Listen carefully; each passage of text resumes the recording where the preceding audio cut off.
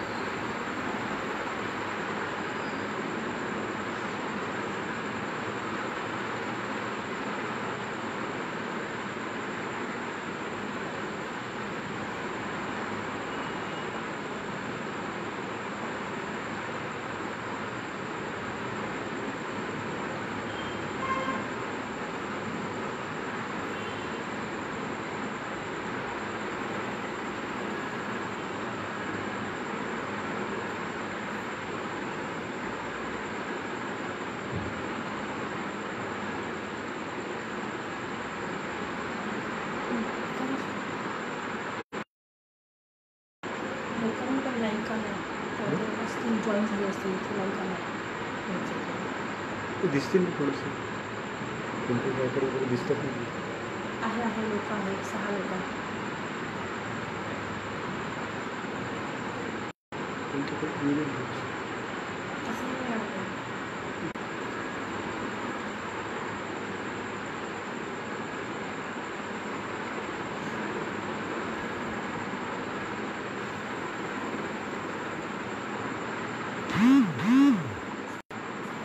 नमस्कार.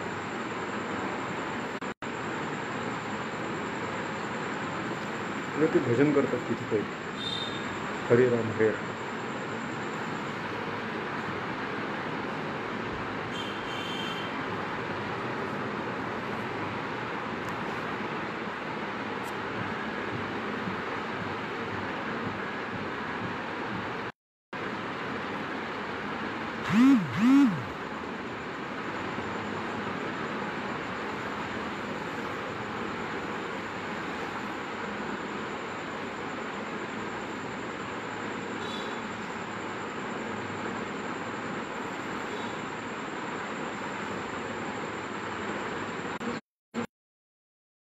पाहुण्यावरून त्यांची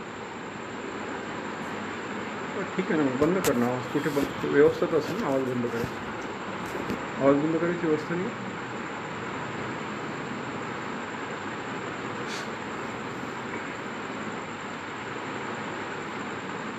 पुंडलिक वरदा हरिविठ्ठल श्री दत्तात्रेय जनार्दन एकनाथ पंढरीनाथ भगवान की जय.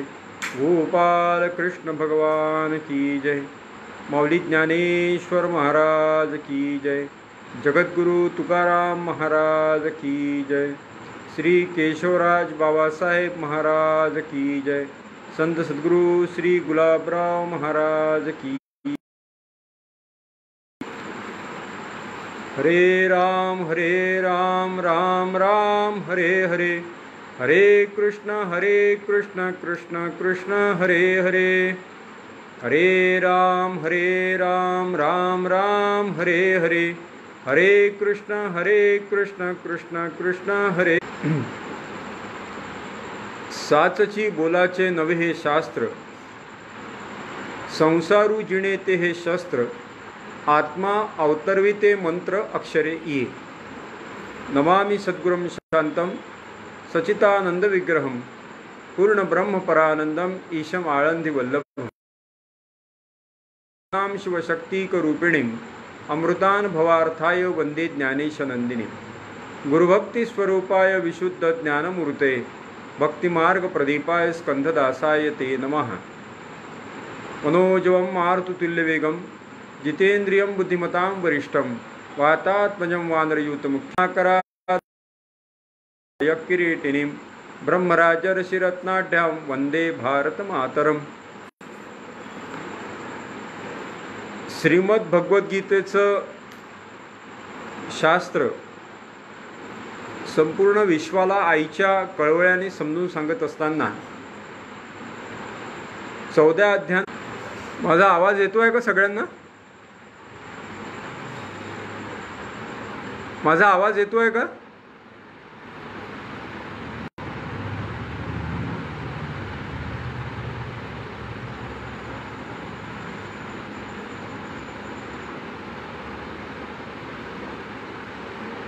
पिंपळगावकर सर, आवाज येतोय का?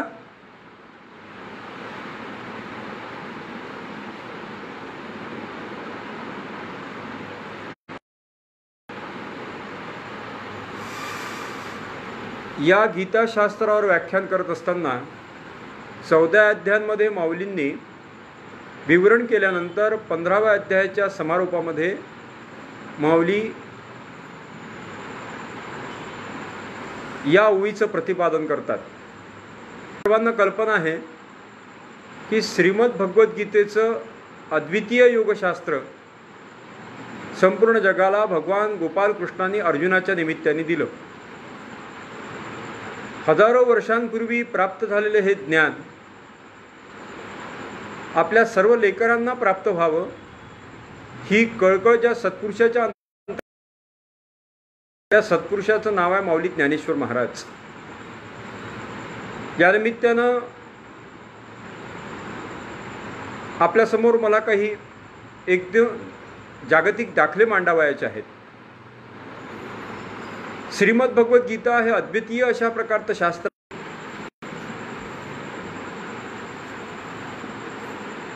अशा प्रकारचं जे योगशास्त्र आहे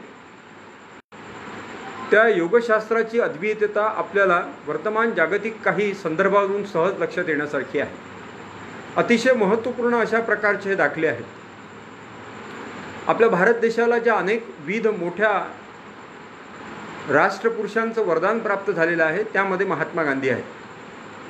महात्मा गांधींच्या काही भूमिकांविषयी, त्यांच्या काही निर्णयांविषयी आपल्या मनामध्ये काही कमी जास्तपणा असू शकतो, पण त्या पलीकडे जाऊन देखील आजच्या विषयाच्या अनुषंगानं मला जो संदर्भ आपल्यासमोर द्यावयाचा आहे तो या पद्धतीचा आहे की अमेरिकेमध्ये 10,000 लोकांना असा प्रश्न विचारला गेला. या 10,000 लोकांची जी क्वालिटी आहे, जो स्तर आहे, तो त्या देशातल्या अत्यंत उच्च अशा पद्धती कार्य करणाऱ्या श्रेणीतला आहे. आणि म्हणून अशा 10,000 लोकांना एक प्रश्न विचारला गेला की गेल्या 100 वर्षामध्ये संपूर्ण जगामध्ये आपल्या दृष्टीनं सर्वात मोठी व्यक्ती कोणती? भारत देशाचे नागरिक म्हणून आणि भारत देशाचा सुपुत्र म्हणून आपल्याला अभिमान वाटावा अशा पद्धतीचे उत्तर त्यापैकी 8,876 लोकांनी दिलं. उर्वरितमध्ये काही लोकांनी 50-50 लोकांनी मदर टेरेसा, कोणी विन्स्टन चर्चिल, कोणी हिटलर अशीही उत्तरं दिली. पण बहुतांश लोकशाहीमध्ये मेजॉरिटीज लॉ असं म्हणतात, बहुसंख्यक 8,876 म्हणजे वर्तमान निवडणुकीच्या भाषेत बोलावयाचं झाल्यास इतर सगळ्यांची डिपॉझिट जप्त झाली. 8,876 लोकांनी सांगितलं की गेल्या 100 वर्षामध्ये, हा काळ काही थोडा नव्हता, गेल्या 1 वर्षामध्ये 5 वर्षामध्ये इतका छोटा काळ नाही आहे, गेल्या 100 वर्षामध्ये संपूर्ण जगामध्ये आमच्या दृष्टीनं सर्वात श्रेष्ठ व्यक्ती जर कोणती असेल तर ती आहे भारतामध्ये जन्मलेले मोहन करमचंद गांधी. आपण थोडं पलीकडे जाऊया. महात्मा गांधींच्या काही निर्णयांविषयी अनेकांच्या मनामध्ये काही कमी जास्तपणा असू शकतो, मी अगोदर आपल्याशी बोललेलो आहे. पण अशा प्रकारचं जगमान्य व्यक्तिमत्व महात्मा गांधींनी प्राप्त केलं याबद्दल देखील दुमत असण्याचं कारण नाही. मग अशा वेळेला या व्यक्तिमत्वाचं रहस्य काय, या व्यक्तिमत्वाची जडणघडण कशी झाली, त्याचा बराच विस्तार करता येईल. पण महात्मा गांधींना अशा प्रकारचा प्रश्न विचारल्यानंतर महात्मा गांधी असं म्हणाले होते की Shrimad Bhagavad Gita is the text book of my life. Gita हे माझ्या जीवनाचं क्रमिक पुस्तक आहे, हा माझ्या जीवनाचा क्रमिक ग्रंथ आहे. स्वामी विवेकानंद आणि लोकमान्य टिळकांची एकदा भेट झाली. स्वामी विवेकानंद हे अत्यंत रसिक वृत्तीचे होते. त्यांच्या वडिलांकडून तो रसिक वृत्तीचा वारसा त्यांना प्राप्त झालेला होता. त्यामुळे उर्दू साहित्य, संगीत, नाट्य या सर्व क्षेत्रात त्यांना रुची होती. आणि अशा वेळेला स्वामी विवेकानंदांनी लोकमान्य टिळकांना एक प्रश्न केला की आपण काय वाचत आहात. प्रसंग अत्यंत छोटा आहे, साधा आहे, पण तो 2 महापुरुषांमधला आहे हा संवाद. आणि वादे वादे जायते तत्वबोध, हा महापुरुषांमधला साधा संवाद देखील तुमच्या माझ्या कल्याणाचा मार्ग प्रशस्त करणारा ठरू शकतो. त्यावेळेला लोकमान्य टिळकांनी चटकन दिलेलं उत्तर अत्यंत भावगर्भ अशा प्रकारचं आहे. लोकमान्य टिळक असं म्हणाले, ज्यावेळेपासनं भगवंतांनी गायलेलं गाणं ऐकलं त्यावेळेपासनं दुसरं काही ऐकावं आणि वाचावं असं वाटतच नाही. श्रीमद भगवद्गीता भगवंतांनी गायलेलं गाणं आणि भगवंताचं गीत आहे. आणि म्हणून ज्या वेळेपासून मी गीता वाचावायला लागलो त्यावेळेपासून मला अन्य काहीही वाचण्याची इच्छा उरली नाही. अशा प्रकारचं उत्तर गीता रहस्यकार मंडालेच्या तुरुंगामध्ये ज्या लोकमान्य टिळकांनी गीता रहस्य हा ग्रंथ लिहिला त्या लोकमान्य टिळकांनी स्वामी विवेकानंद दिलेल्या उत्तरामध्ये म्हटलेलं आहे. आचार्य विनोबा भावे कृषितुल्य व्यक्तिमत्व. त्यांच्या शब्दातून भूदान चळवळीसारखं एक अनोखं आंदोलन संपूर्ण जगाच्या पाठीवर निर्माण झालं. विनोबा भावेंनी आपल्या जीवनामध्ये आपल्या जीवनाची जडणघडण करण्याकरता ज्या ज्या काही गोष्टींची आणि ग्रंथांची त्यांना मदत झाली त्यामध्ये समर्थांचे मनाचे श्लोक आणि श्रीमद भगवद्गीतेचा उल्लेख केलेला आहे. आणि म्हणून ज्या वेळेला विनोबा भावेंच्या आईला संस्कृत कळत नाही म्हणून मला गीता कळू शकत नाही अशा प्रकारची खंत त्या माऊलीच्या अंतःकरणात निर्माण झाली, त्यावेळेला आपल्याला सर्वांना कल्पना आहे, इतिहास आहे की विनोबा भावेंनी केवळ आईला समजण्यासाठी म्हणून गीताईची रचना त्या ठिकाणी केली. पण त्या गीताविषयीचं आपलं मनोगत अत्यंत भावपूर्ण पद्धतीने त्यांनी व्यक्त केलं की माझ्या जीवनामध्ये मी कितीही प्रयत्न केला तरी सुखदुःखाचे प्रसंग, पडण्याचे प्रसंग, खचून जाण्याचे प्रसंग येतातच. आणि अशा वेळेला मला कोण पटकन उचलून कडेवर घेत असेल तर ती माझी गीताई माऊली आहे. विनोबांचे शब्द आहेत, गीताई माऊली माझी तिचा मी बाळ नेणता, रडता पडता उचलून घेई कडेवरी. अशा प्रकारचा भाव श्रीमद भगवद्गीतेविषयी विवेकानंदांचा देखील आहे. ही शृंखला खूप मोठी आहे. याच्याकरता कितीतरी अजून आपल्याला नावं जोडता येतील. जर्मनीचे माजी शिक्षण मंत्री हेरोन जम्बोल्ट यांनी परमेश्वराला याकरता धन्यवाद दिले होते, oh God, thanks a lot that you have providing me an opportunity to read Shrimad Bhagavad Gita in my life. परमेश्वरा, मी तुझा अत्यंत आभारी आहे कारण तू मला इतकं आयुष्य आणि अशी सद्बुद्धी दिलेली आहे की माझ्या आयुष्यामध्ये मी श्रीमद भगवद्गीतेचं वाचन करावं, ती श्रीमद भगवद्गीता समजावून घ्यावी. हे जर्मनीच्या शिक्षण मंत्र्याचे उद्गार आहेत, माझी अर्थातच. आणि म्हणून या दृष्टीनं श्रीमद भगवद्गीता हा जगामधला अद्वितीय अशा प्रकारचा ग्रंथ. यामध्ये वर्णन केलेली अध्यात्मविद्या, योगशास्त्र हे अतिशय अनुपमेय आहे. हे कितीतरी उदाहरणांनी आजपर्यंत सिद्ध झालेलं आहे. अजून एक दाखला आपल्यासमोर या निमित्तानं मांडत असताना मला अतिशय आनंद होतो की जगामध्ये एकही हिंदू राष्ट्र नाही, भारतसुद्धा अजूनही हिंदू राष्ट्र होऊ शकलेलं नाही. ही तुमच्या माझ्या अनेकांची खंत आहे. ते होईल तेव्हा हो, परंतु श्रीमद भगवद्गीतेमध्ये हिंदू हा शब्द कुठेही नसताना तो हिंदूंचा धर्मग्रंथ आहे ही सर्वांची मान्यता आहे आणि ते खरं देखील आहे. पण मला आपल्यासमोर हे विशद करायचं आहे की जगाच्या पाठीवर आज जवळपास 225 देश आहेत. त्यामध्ये इस्लाम कितीतरी देश आहेत, ख्रिश्चन राष्ट्र आहेत. त्यांची आपली धारणा पक्की आहे. असं असताना कुराण आणि बायबल नंतर जगाच्या पाठीवर सर्वात मोठा अभ्यासला जाणारा ग्रंथ जर कोणता असेल तर तो श्रीमद भगवद्गीता आहे. जगाच्या पाठीवर कुराण आणि बायबलच्या बरोबरीने नव्हे, कदाचित बरोबरीने नव्हे, पण त्या खालोखाल ज्या जगातल्या जास्तीत जास्त भाषा आहेत त्या भाषांपैकी 95% भाषांवर ज्याच्यामध्ये टीका झालेली आहे, विवरण झालेली आहे, ते समजून घेण्याचा प्रयत्न झालेला आहे. असा जर कोणता ग्रंथ असेल तर तो श्रीमद भगवद्गीता आहे. असं हे श्रीमद भगवद्गीतेमध्ये वर्णन केलेलं अध्यात्मशास्त्र, योगशास्त्र, भक्तिशास्त्र हे तुम्हाला आणि मला सर्वांना प्राप्त व्हावं याबद्दलची तळमळ, याबद्दलची कळकळ ज्या एका 21 वर्षाच्या तरुणाच्या अंतःकरणामध्ये होती आणि त्यांचं नाव आहे ज्ञानेश्वर महाराज. आणि म्हणून लोकविद्यापीठाने अत्यंत हृदयाच्या आर्ततेनं त्यांना जो सन्मान प्रदान केला, जो किताब दिला, जी पदवी दिली ती माऊली अशी आहे. जगाच्या कुठल्याही विद्यापीठाने दिलेल्या पदवीपेक्षा ही सर्वोच्च अशा प्रकारची पदवी आहे. आणि आजही 800 वर्षानंतर उच्च रवानं माऊली म्हणून म्हणत असताना आपला जर प्राण गेला तर आपल्या जीवनाचं सार्थक मानणारी असंख्य मंडळी या महाराष्ट्राच्या भूमीवर आहेत. माऊलींनी हे गीताशास्त्र तुम्हाला आणि मला दिलं. नवे त्या माध्यमातून माऊलींनी या मराठीच्या नगरीमध्ये ब्रह्मविद्येचा सुकाळ केला. माऊलींचे शब्द आहेत, ये मराठीची नगरी ब्रह्मविद्येचा सुकाळ करी, घेणे देणे सुखचिवरी हो देई या जगा. भगवंताचं नाव हे अमृतापेक्षा गोड आहे असं म्हणतात. अमृताहुनी गोड नाम तुझे देवा. परंतु भगवंताच्या विषयीचं ज्ञान ज्या अक्षरांमध्ये व्यक्त झालं ज्ञानेश्वरीच्या प्राकृत भाषेमध्ये, त्यामुळे या अक्षरांमध्ये अमृताला जिंकण्याचं देखील सामर्थ्य निर्माण झालं. माऊलींचे शब्द आहेत, माझा मराठाची बोल कौतुके अमृता ते पैजा जिंके ऐसी अक्षरे रसिके मिळविना. अमृतापेक्षा देखील माधुर्य अवीट गोडी या अक्षरांमध्ये निर्माण झाली. कारण ज्ञानेश्वरी हे ईश्वरविषयक ज्ञान आहे. हे भक्तिशास्त्र आहे, हे योगशास्त्र आहे, अध्यात्मशास्त्र जी सर्व विद्यांचा राजा आहे, त्या विद्येचा हा अधिकृत अशा प्रकारचा सर्वमान्य ग्रंथ आहे. आणि म्हणून याच्यातली जी सूत्र आहेत ती मानवी जीवन सर्वार्थानं परिपूर्ण होण्यासाठी अत्यंत आवश्यक आहे. आणि ही आपल्याला कळावी, ही आपल्याला सुबोध व्हावी म्हणून संस्कृताचे कठीण काठ तोडून माऊलींनी ती तुमच्या माझ्या प्रांगणामध्ये आणलेली आहे.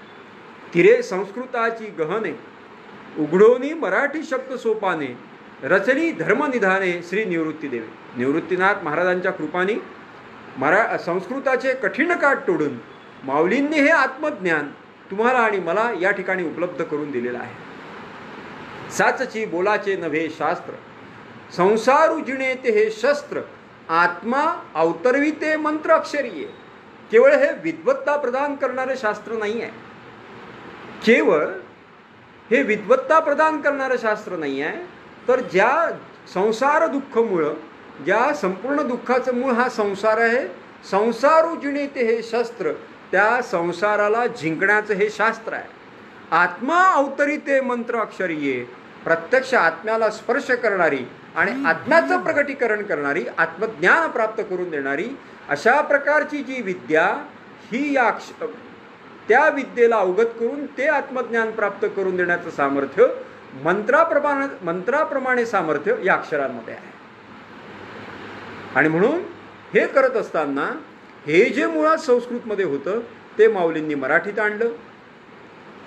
चोखोबा रायांनी वर्णन केलेलं आहे, उघडोनी वेदार्थाचा ठेवा केला तरुणोपाय जीवा ऐसा समर्थ ज्ञानदेव त्याचे चरणी ठेवा भाव.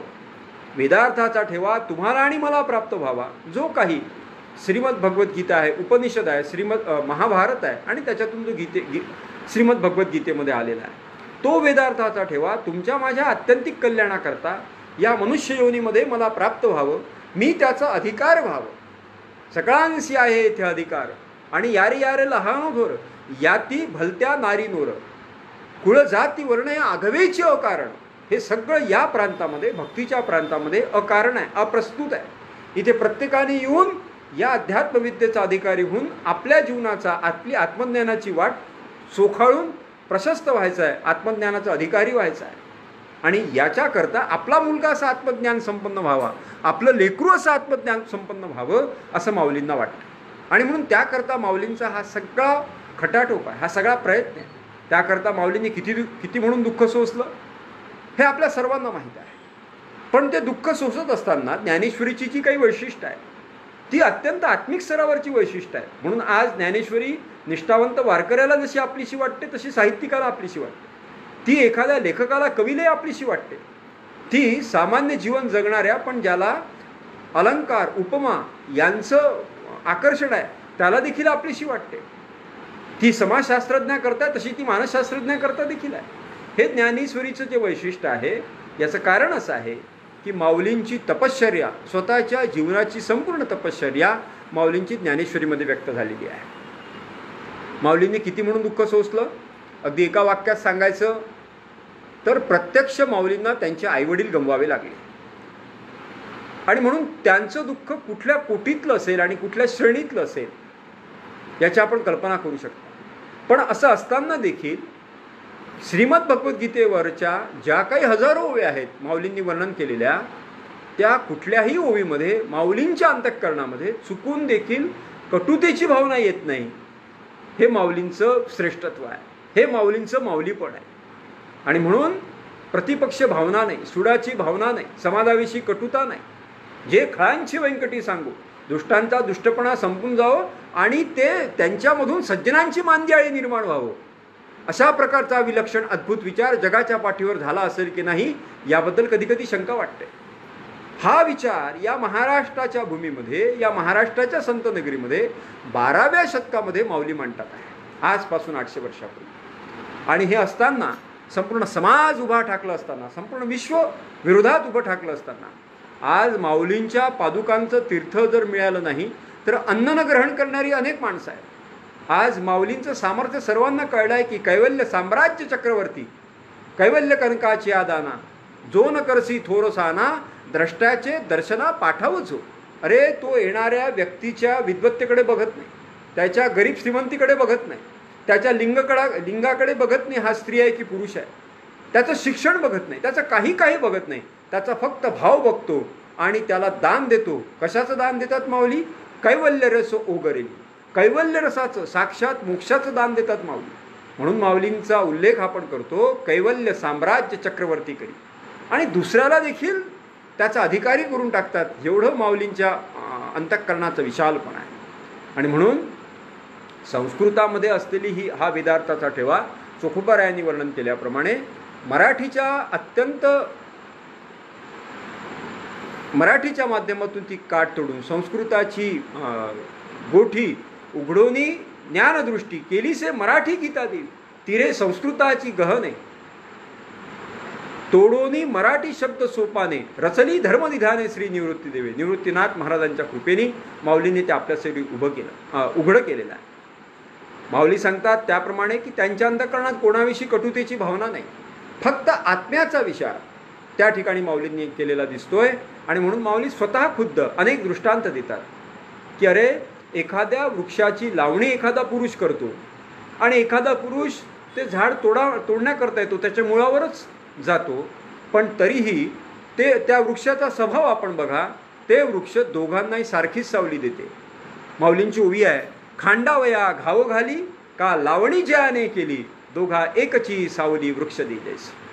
माऊली पलीकडे दृष्टांत देतात की अरे चंदनाचा स्वभाव कसा आहे? चंदनाचा स्वभाव असा आहे की जो त्याच्या संपर्कात येईल त्याला चंदनाचा सुगंध प्राप्त होतो.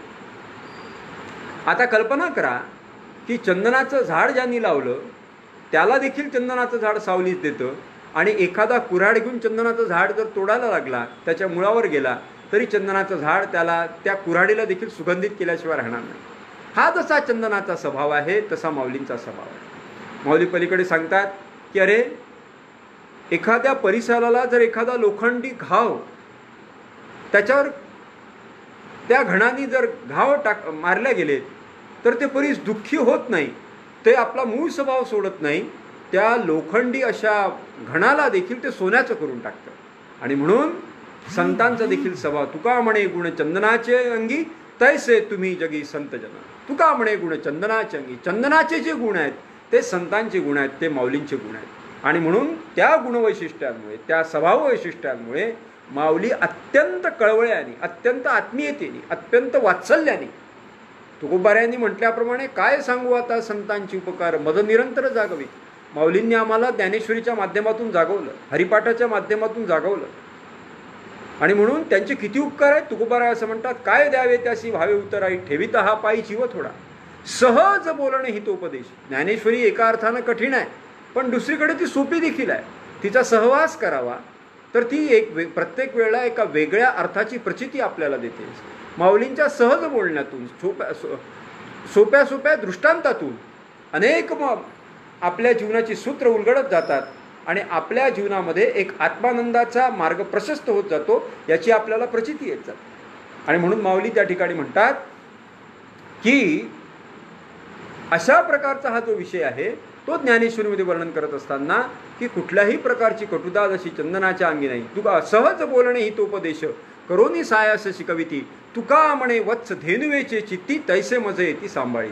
ज्या प्रकारे ती गाय गोमाता ज्या वात्सल्याने आपल्या वासराचा सांभाळ करत असते, अगदी त्या वात्सल्याने माऊली आणि सगळे संत आपल्याला सांभाळत असतात. पलीकडे जाऊन आपण असं बघू शकतो की अशा प्रकारचं हे श्रीमद भगवद्गीतेचं शास्त्र ज्ञानेश्वरीच्या माध्यमातून आणि त्यांच्या हजारो वेळाच्या माध्यमातून आपल्या सर्वांपर्यंत ते विवरण करत असताना त्याची थोरवी काय आहे, तर प्रत्यक्ष भगवान शंकर आणि पार्वती मातेंचा संवाद आपल्याला या ठिकाणी आठवतो. पार्वती मातेने विचारलं की असं हे गीतार्थाचा हा जो अमोल ठेवा आहे याचं काय महात्म्य आहे. त्यावेळा भगवान शंकर खुद्द पार्वती मातेला सांगतात, गीतार्थाची थोरी स्वये शंभू विवरी ते भवानी प्रश्न करी चमत्कारू. भगवान शंकर स्वतः वर्णन करतात आणि कोणाला सांगतात, पार्वती मातेला. ते तर हर म्हणे नेणीचे देवी जैसे का स्वरूप तुझे तैसे नित्य नूतन देखीजे हे गीता तत्व. हे हजारो वर्ष जरी झाले तरी हे सदैव नूतन आहे आणि नित्य आहे. अशा प्रकारचे अशा प्रकारचं अद्भुतम रोमहर्षणम श्रीमद भगवद्गीतेचा शब्द जर घ्यायचा झाला तर अशा प्रकारचे गीताशास्त्र आहे. हे समजून सांगण्यासाठी आम्हाला अत्यंत विलक्षण अशा सत्पुरुषाची गरज होती. माऊलींच्या रूपानं ती आपल्याला प्राप्त झाली आणि म्हणून माऊलींचे अपार उपकार आपल्या सर्वांवर आहे. वारकरी संप्रदायाच्या एखाद्या निष्ठावंत वारकऱ्याकडे जर आपण गेलो आणि त्याच्या मुखातून आळंदीला जेव्हा माऊली माऊली म्हणून आपण गजर ऐकतो तेव्हा आपलं अंतःकरण केवळ त्या श्रवणानं देखील सद्गदित झाल्याशिवाय राहत नाही. त्या प्रत्येक भावातून आपल्याला लक्षात येतं की माऊलींचं स्थान आज संपूर्ण मानव समुदायाच्या अंतःकरणामध्ये, ज्याला आपली आत्मज्ञानाची आणि आत्मकल्याणाची वाट प्रशस्त करायची आहे, त्याच्या प्रत्येकाच्या अंतःकरणामध्ये कशा प्रकारची आहे. अशा प्रकारचं गीताशास्त्र एक पुन्हा त्याचं वैशिष्ट्य असं आहे की या गीताशास्त्रावर श्री माऊलींनी ज्ञानेश्वरीसारखा सुंदर अलंकार चढवला.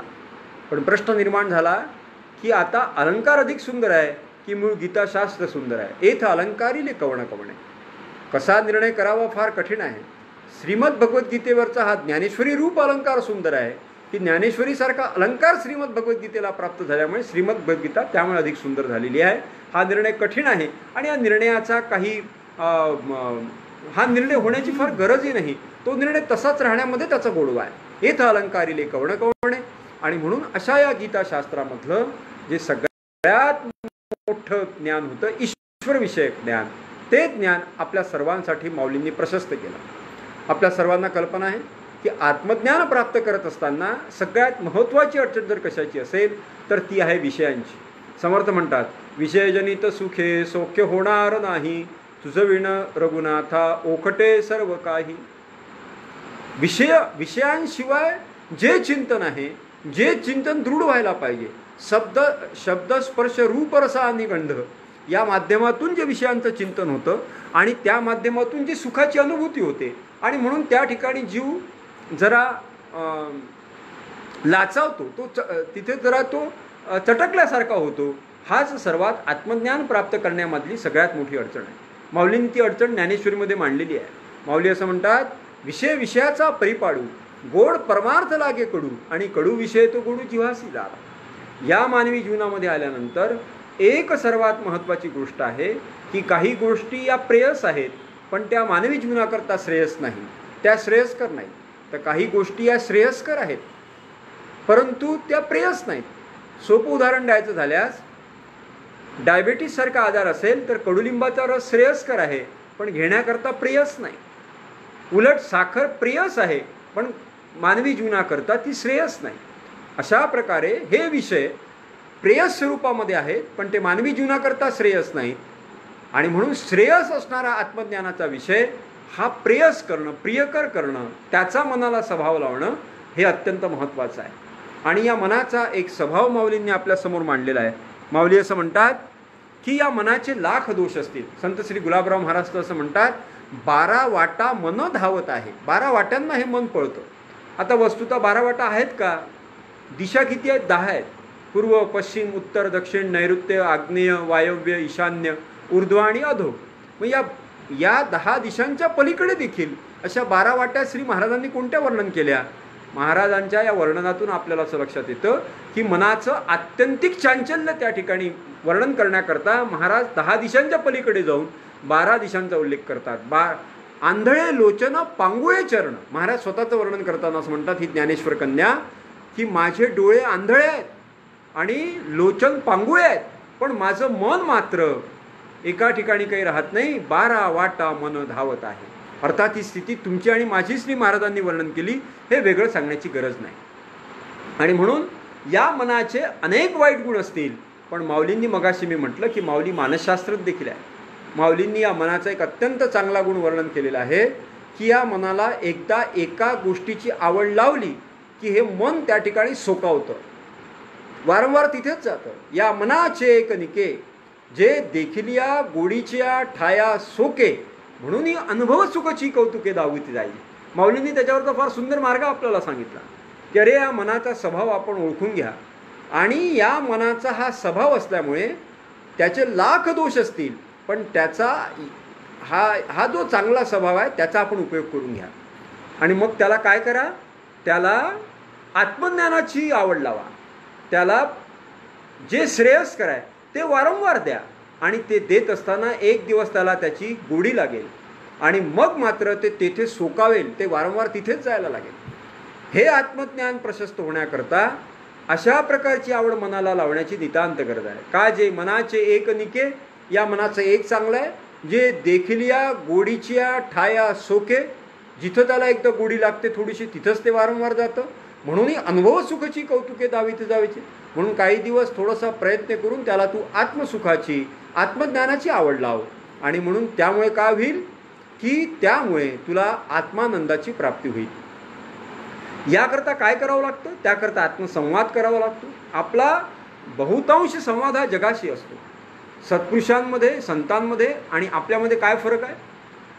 सत्पुरुष हे जगाशी संपर्क ठेवतात, पण जगाशी कॉन्टॅक्ट करत असताना ते जगदीश्वराचं विस्मरणच होऊ देत नाही. काही लोक केवळ जगदीश्वराच्या मागे लागतात, ते जगताची उपेक्षा करतात. पण संतांचं अवतार कार्य असं असतं, अवतार तुम्हा धराया कारण उद्धराया जन जड जीव, किंवा वाढवाया सुख भक्तिभाव धर्म कुळाचार नाम विठोबाचे. संपूर्ण जगाचं कल्याण करण्यासाठी संतांचा अवतार असतो. त्यामुळे ती जगाची उपेक्षा करत नाही, पण जगाची उपेक्षा न करताना देखील ते जगदीश्वराशी आपला संपर्क तुटू देत नाही. अशा प्रकारचा अत्यंत सुंदर समन्वय हा संतांच्या जीवनामध्ये असतो. म्हणून आपण बघितलं असेल की त्यांचा आत्मसंवाद अत्यंत प्रभावी असतो. श्री गुलाबराव महाराज ना केशवराव महाराज देशमुख यांनी प्रश्न विचारला की महाराज, मी गेली 3 तप ज्ञानेश्वरीची सेवा करतो, 36 वर्ष. पुण्याला सदाशिवपेठमध्ये केशवराव महाराज देशमुखांनी ज्ञानेश्वरी सांगितली. अखंडपणे त्यांची प्रवचन सेवा त्या ठिकाणी सुरू होती. आज केशवराव महाराज देशमुखांच्या नावाने दिंडी देखील चालते, आळंदी पंढरपूर. त्या ठिकाणी अनेक वारकरी त्याच्यामध्ये पंढरपूरची वारी करतात माऊलींच्या समवेत. केशवराव महाराज देशमुखांची स्वतंत्र अशा प्रकारची ग्रंथरचना देखील आहे. त्यांनी नारद भक्ती सूत्रावर देखील विवरण केलेलं आहे. आणि जोग महाराज त्यांचे गुरु होते. जोग महाराजांनी त्यांना श्री गुलाबराव महाराजांचा अधिकार सांगितला, आणि त्याचं वर्णन खुद्द केशवराव महाराज देशमुखांनी नारद भक्ती सूत्रातल्या सुरुवातीच्या 200 ओव्यांमध्ये केलेल्या आहे. केशवराव महाराज देशमुख असं म्हणतात की जोग महाराज वर्णन करती, खात्री झाली ऐसे म्हणती, प्रत्यक्ष ज्ञानेश्वर विभूती प्रगटली म्हणती जगात. जोग महाराज केशवराव महाराज देशमुखांना सांगतात की अरे प्रत्यक्ष गुलाबराव महाराजांच्या रूपानं, ज्ञानेश्वर कन्या गुलाबराव महाराजांच्या रूपानं प्रत्यक्ष माऊलींचं प्रगटीकरण झालेलं आहे. हा श्री गुलाबराव महाराजांचा अधिकार आहे. गुलाबराव महाराजांना केशवराव महाराजांनी प्रश्न केला की 36 वर्ष झाले मी अखंडपणे ज्ञानेश्वरीचं अध्ययन करतो, चिंतन करतो. जो मनू काया वाचा सेवक होईल याचा, तया स्वानंद साम्राज्याचा चक्रवर्ती करी, असं माऊलींचं खुद्द वचन आहे. पण आता माझ्या आयुष्याची सायंकाळ व्हायला लागलेली आहे, आणि म्हणून माझ्या जीवनाचं काही सार्थक होईल की नाही, माझी साधना आणि उपासना काही फलद्रूप होईल की नाही, मला माऊलींचं दर्शन होईल किंवा नाही. त्यावेळेला श्री महाराज गुलाबराव महाराज म्हणतात की माऊलींना विचारून सांगतो. इतका प्रत्यक्ष संबंध हा माऊलींशी श्री गुलाबराव महाराजांचा. आणि नंतर प्रसंग असा आहे की श्री गुलाबराव महाराजांनी माऊलींना विचारून केशवराव महाराज देशमुखांना सांगितलं की तुम्हाला नक्की माऊलींचं दर्शन होणार आहे, पण माऊलींचं दर्शन झाल्यानंतर दुसऱ्या दिवशी मात्र तुम्हाला हा देह ठेवायचा आहे. पण त्याकरता आपण काय केलं पाहिजे? श्री गुलाबराव महाराजांचे शब्द आहे अलकावर्ताहुनी तात यावे, हे बोलणे कोणे सहावे, पै केश केश ज्ञानेश म्हणावे तैची पावे. आळंदीवरून ज्ञानेश्वर महाराजांनी यावं आणि त्यांनी आपल्याला दर्शन द्यावं. हे बोलणं कोणाला शोभून दिसेल? ज्याचा केश न केश हा माऊली माऊली माऊली अशा प्रकारचा ध्यास धरून राहील, त्यालाच हे फक्त शोभून दिसेल. मला आपल्याला सांगायचं असं होतं की इतका प्रत्यक्ष संवाद हा संतांचा माऊलींशी आहे. गुलाबराव महाराज असं म्हणतात की जितका प्रत्यक्ष मी तुम्हाला बघतो तितक्या स्पष्टपणे जागृती, स्वप्न आणि सुषुप्तीमध्ये मी माऊलींना बघत असतो, माऊलींचं दर्शन घेत असतो. आणि म्हणून अशा प्रकारे संत श्री गुलाबराव महाराजांनी प्रत्यक्ष माऊलींशी संवाद करून केशवराव महाराज देशमुखांना सांगितलं की माऊलींचं दर्शन आपल्याला होईल. यामध्ये ही जी आत्मानंदाची आणि आत्मज्ञानाची वाट आहे ती का अवरुद्ध व्हावी? याचं कारण असं आहे की आपल्याशी संवाद राहत नाही, आत्मसंवादाचा अभाव आहे. हा आत्मसंवाद किती महत्त्वाचा आहे? एक घटना मला आठवते की टेक्सास प्रांतामध्ये एक अत्यंत पूर्वाश्रमीची श्रीमंत व्यक्ती आपल्या जीर्ण झालेल्या वास्तूमध्ये अस्वस्थपणे एरधारा घालत होती. आणि त्या एरधारा घालत असताना त्याच्यासमोर प्रश्न निर्माण झाला होता की आता पलीकडे जर आपल्याला आपलं जीवन आर्थिक दृष्टीने सुखकर करायचं असेल तर ही वडिलोपार्जित जी मोठी वास्तू आहे, ही जागा आहे, ज्याच्याशी आपल्या भावना जुळलेल्या आहेत, ती आपल्याला विकावी लागेल. एकीकडे भावनेचा विषय होता, त्याच्यासोबत वडिलोपार्जित अशा प्रकारच्या भावना जुळलेल्या होत्या, त्यामुळे विकण्याची इच्छा नव्हती. पण प्रत्यक्ष संकट असं होतं की ती विकल्याशिवाय आता जीवनातील आर्थिक अडचणी दूर होऊ शकणार नाही आणि खाण्यापिण्याची देखील आता ददात आहे, अशा प्रकारची परिस्थिती होती. त्यामुळे ते आवश्यक आहे. असं असताना त्या व्यक्तीने ती जागा विकली आणि विकल्यानंतर ती जागा ज्या व्यक्तीला विकली त्या व्यक्तीनं तिथं काही नवीन काम करण्याच्या दृष्टीनं खोदकाम केलं. आणि ती घटना अशी सांगते की त्यांना त्या ठिकाणी टेक्सास प्रांतामध्ये खनिज द्रव्याच्या साठे सापडले. आता खनिज द्रव्याचे साठे त्या ठिकाणी सापडल्यामुळे मुळात ती जागा आणि आता त्या जागेचं मूल्य किती मोठ्या पद्धतीचं असेल हे आपण सर्वजण जाणू शकता. घटना संपली. प्रश्न असा निर्माण होतो की अशा प्रकारची जागा ज्याच्या मालकीची होती तो माणूस अस्वस्थपणे दारिद्र्यानं पिडलेला म्हणून आपल्या घराच्या ओसरीमध्ये एरधारा मारत होता. आता प्रश्न असा आहे की हा माणूस गरीब होता का श्रीमंत होता? आपण कुठलंही उत्तर दिलं तर आपली अडचण व्हावी अशा प्रकारची परिस्थिती आहे. आपण म्हणाल की हा माणूस तर श्रीमंत होता, एवढ्या मोठ्या संपूर्ण साम्राज्याचा तो मालक होता, जागेचा मालक होता, खनिज द्रव्याच्या खाणी तिथं होत्या, त्यामुळे किती अगणित अशा प्रकारची संपत्ती त्याला प्राप्त होऊ शकत होती, म्हणून तो श्रीमंत होता. आपलं उत्तर हे खरं आहे असं जर म्हटलं तर मग तो दारिद्र्यानं पिसून त्या ठिकाणी त्याची 2 वेळची खाण्याची देखील सोय नाही अशा पद्धतीनं का तो एरधारा मारत होता? मग आपण म्हणाल की तो गरीब होता, तर मग तो एकीकडे इतक्या मोठ्या संपत्तीचा मालक होता. अधिक आपल्याला त्याची चिकित्सा करण्याची गरज नाही. माऊली म्हणतात का निदैवाच्या घरी लोह्या रुतलिया सहस्त्रवरी, परितेत बैसोनी उपवास परितेत बैसोनी उपवास करी का दरिद्रीची. अरे जो निदैव माणूस आहे त्याला आपल्याकडे हजारो सोन्याच्या मोहरा पुरलेल्या आहेत याचं ज्ञानच नाही, आणि म्हणून मग त्याला स्वतःला आपण दरिद्री आहो असंच वाटेल.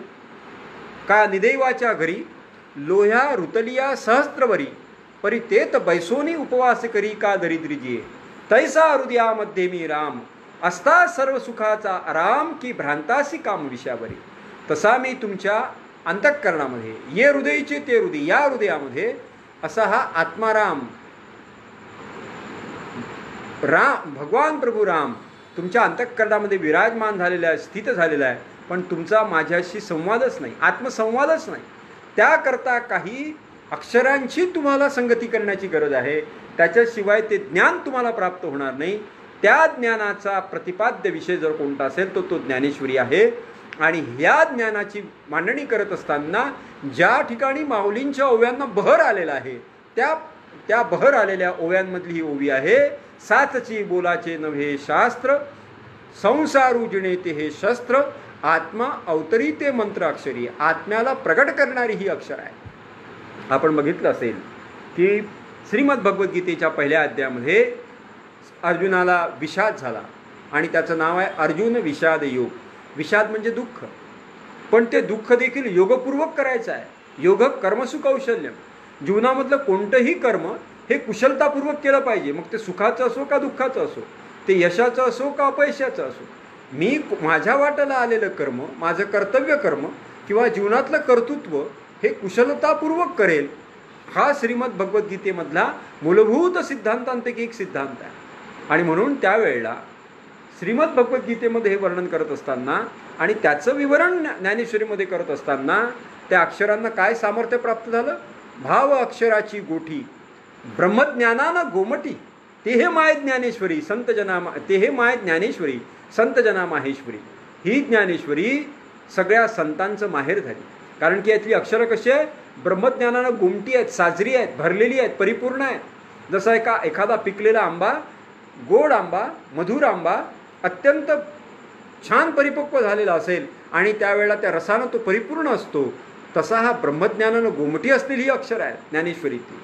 आणि म्हणून अशा अक्षरांमध्ये माऊलींनी विवरण करत असताना पहिल्या अध्यायामध्ये अर्जुनाची जी स्थिती वर्णन केलेली आहे, अर्जुन विषाद योग, म्हणजे दुःख देखील आम्ही कशा प्रकारे व्यक्त करायला पाहिजे? योगपूर्वक व्यक्त करायला पाहिजे. त्याची देखील काही रचना आहे, त्याची देखील काही व्यवस्था आहे. आणि म्हणून त्या ठिकाणी पहिल्या अध्यायामध्ये अर्जुनाला सांगत असताना माऊली अर्जुनाची मनस्थिती वर्णन करत असताना भगवान गोपालकृष्णांनी अर्जुनाला जे मार्गदर्शन केलं, त्या मार्गदर्शनाच्या वेळेला माऊली कर्तव्याचं विवरण करतात. आपल्याला जर आत्मज्ञान प्राप्त करून घ्यायचं आहे, आपल्यामधलं आत्म्याचं प्रकटीकरण करायचं आहे. कारण की सगळ्यात मोठा जो प्रश्न आहे, आपल्याला कल्पना आहे की संतांनी देखील सांगितलेलं आहे की सगळ्या दुःखाला जर कारण काय असेल तर देहाभिमान आहे.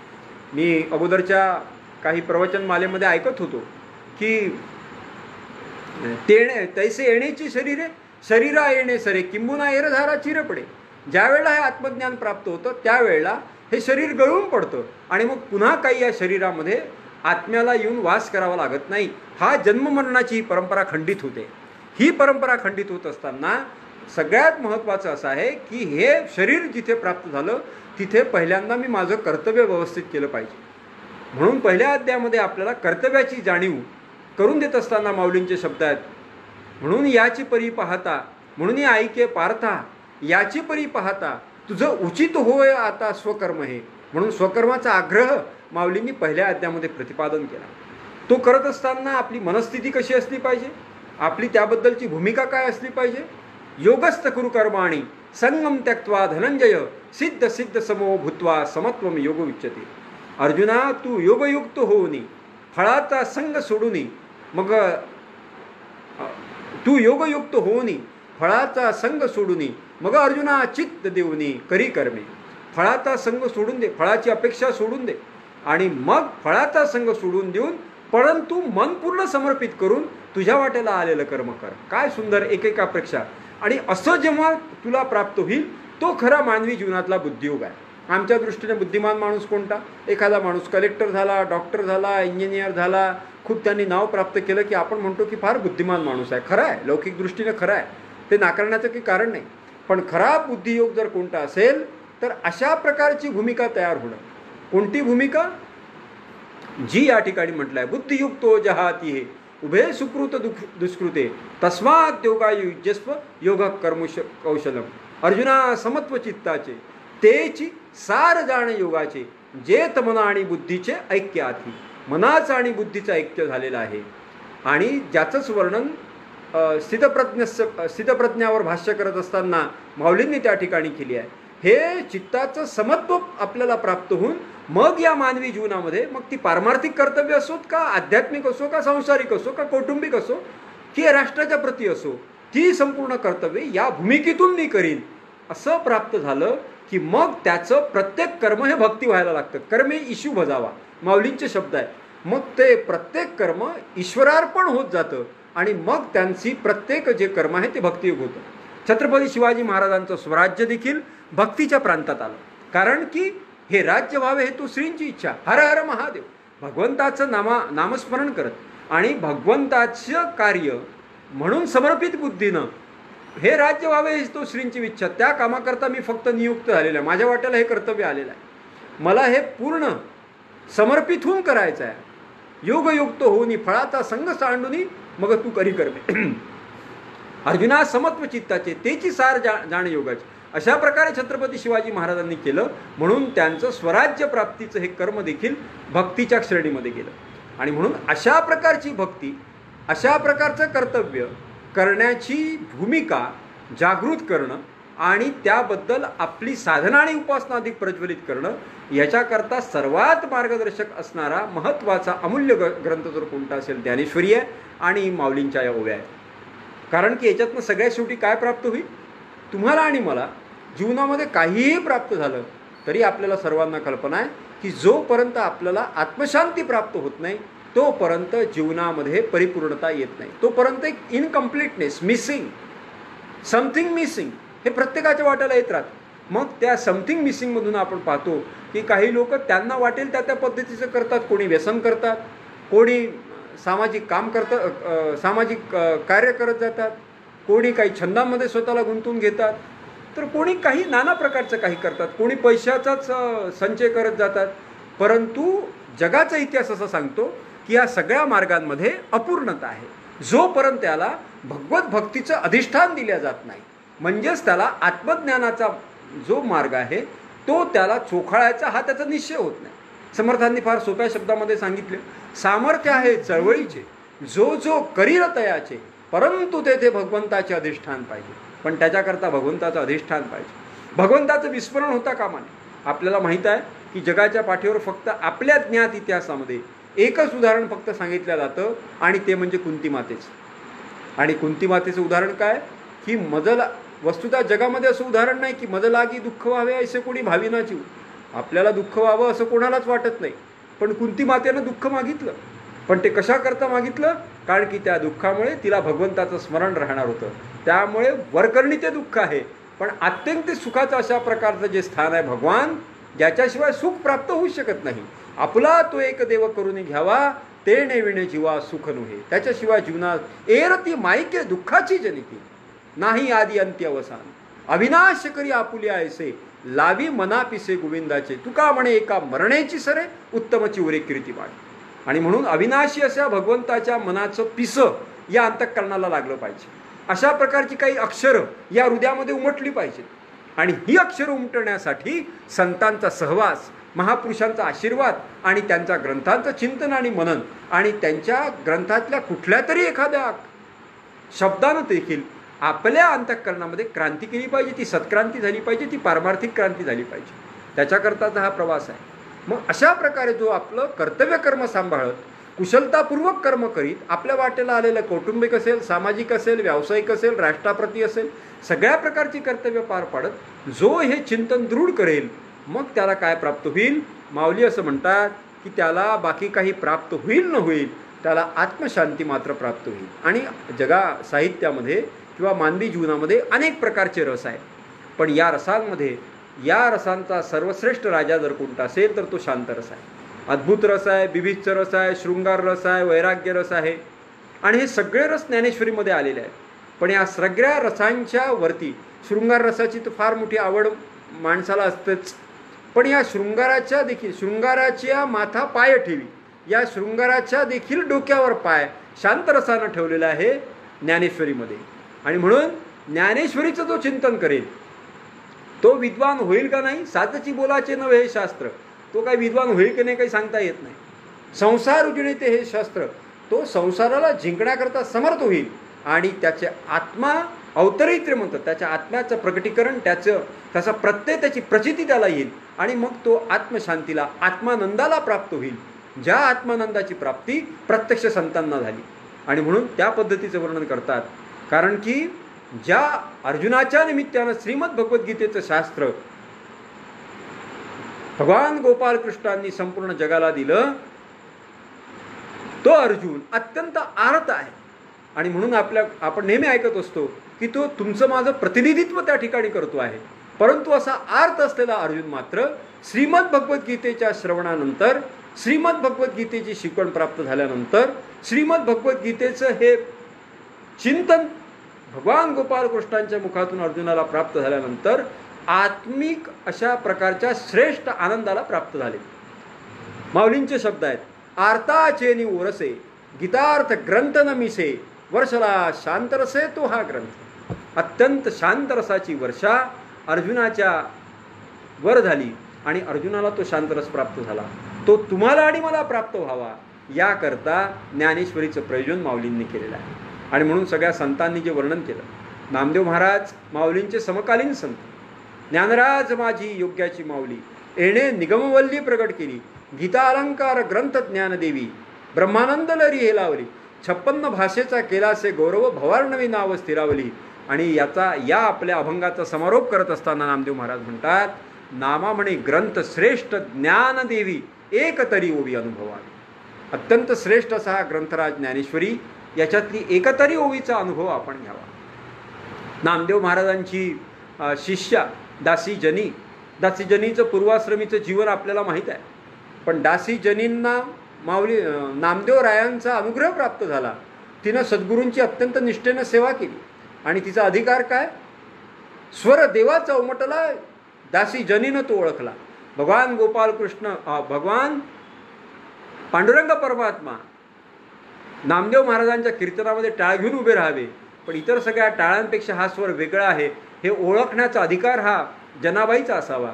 अशा जनाबाई म्हणतात, वाचावी ज्ञानेश्वरी डोळा पाहावी पंढरी, वाचील जो कोणी जनी त्यास लोटांगणी.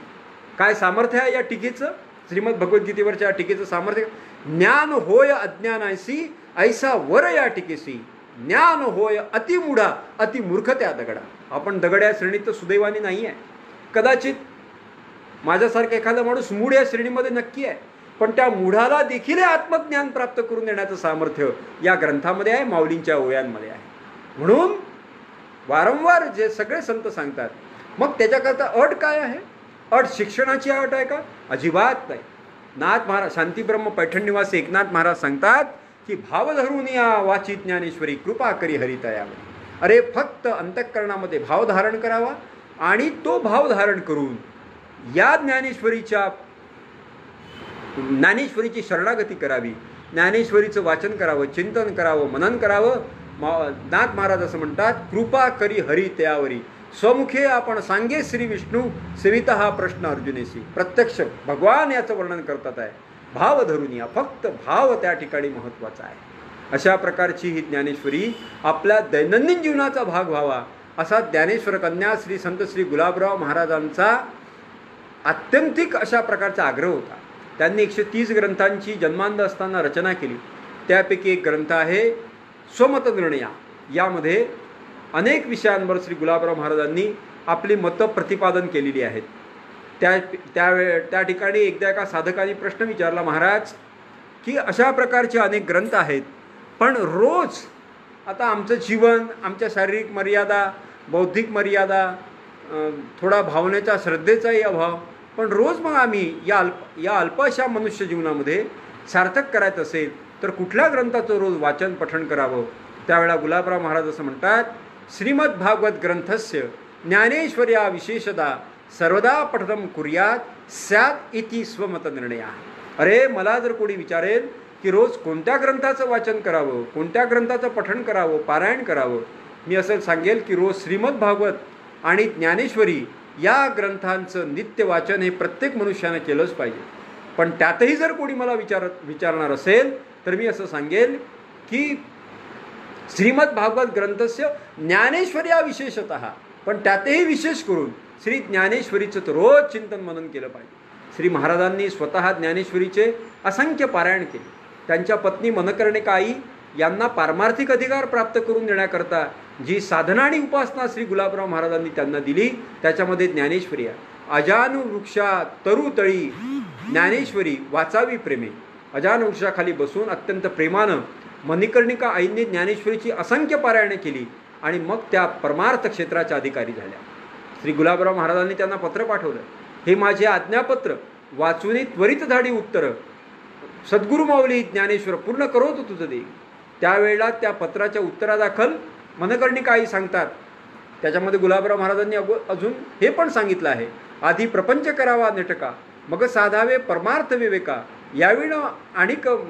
याविण मार्ग आणिका जाऊची नाही. आणि म्हणून त्याकरता ज्ञानेश्वर माऊलींच्या ज्ञानेश्वरी ग्रंथाचं तू चिंतन मनन कर. आणि मनकर्णिकाईने जे पत्र गुलाबराव महाराजांना लिहिलं, या पत्राला उत्तर देत असताना ते असं म्हणतात, प्राणनाथ रोज श्री ज्ञानेश्वरीचं वाचन सुरू आहे, त्याचं चिंतन सुरू आहे, मनन सुरू आहे. आणि सद्गुरु माऊली ज्ञानेश्वर पूर्ण करोत तुझं देवी, अशा प्रकारे तू ज्ञानेश्वरीचं चिंतन मनन करशील तर सद्गुरु माऊली ज्ञानेश्वर महाराज तुला पूर्णत्व प्रदान करतील. याबद्दल माझ्या अंतःकरणात कोणतीही शंका नाही. श्री गुलाबराव महाराजांसारखे अधिकारी सत्पुरुष आपल्या पत्नीला परमार्थाचा उपदेश करताना सांगतात, त्या ज्ञानेश्वरीचा उपदेश आपल्या सर्वांना या मनुष्य जीवनामध्ये प्राप्त व्हावा, अशा प्रकारची एक मंगल कामना माऊली ज्ञानेश्वर महाराज, जगद्गुरु तुकाराम महाराज, संत श्री गुलाबराव महाराज, बाबाजी महाराज पंडित यांच्या चरणी करत असताना केशवराज बाबासाहेब महाराजांनी देखील तशा प्रकारचा आशीर्वाद आम्हाला प्राप्त करावा, अशा प्रकारची कळकळीची प्रार्थना करून या प्रवचन सेवेला या ठिकाणी विराम देतो. पुंडलिक वरदा हरी विठ्ठल. श्री ज्ञानदेव तुकाराम माऊली ज्ञानेश्वर महाराज की जय. जगद्गुरु तुकाराम महाराज की जय. समर्थ सद्गुरु गुलाबराव महाराज की जय. बाबाजी महाराज की जय. केशवराज बाबासाहेब महाराज की जय. विठ्ठल विठ्ठल विठ्ठल विठ्ठल विठ्ठल विठ्ठल विठ्ठल विठ्ठल विठ्ठल. आता विश्वात्मके देवे, येणे वाघ यज्ञ तोषावे, तोषोनी मज द्यावे पसाय दान हे. जे खळांची व्यंकटी सांडू, तया सत्कर्मी रती वाढू. भूता परस्परे पडो मैत्रजीवांचे, दुरितांचे तिमिर जाऊ. विश्वस्वधर्म सूर्ये पाहू, जो जे वांछील तो ते लाहो. प्राणीजात वर्षत सकळ मंगळी, ईश्वर निष्ठांची मांदी आळी. अनवरत भूमंडळी भेटतो भूता, चला कल्पतरूचे आरव. चेतना चिंतामणीचे गाव, बोलती जे अर्णव पियुषांचे. चंद्रमेझे अलांछन, मार्तंड जे तापहीन. ते सर्वाही सदा सज्जन सुएरे होतू. किंबहुना सर्वसुखी, पूर्ण होनी तिही लोकी. भजे जो आदि पुरखी अखंडित, आणि ग्रंथोपजीविये. विशेषी लोकी इये, दृष्टादृष्ट विजय होवावे जे. ते तमणे श्री विश्वेश्वरावो, हा होईल दान पसावो. येणे वरे ज्ञान देवो, सुखिया झाला. विठ्ठला विठ्ठला विठ्ठला.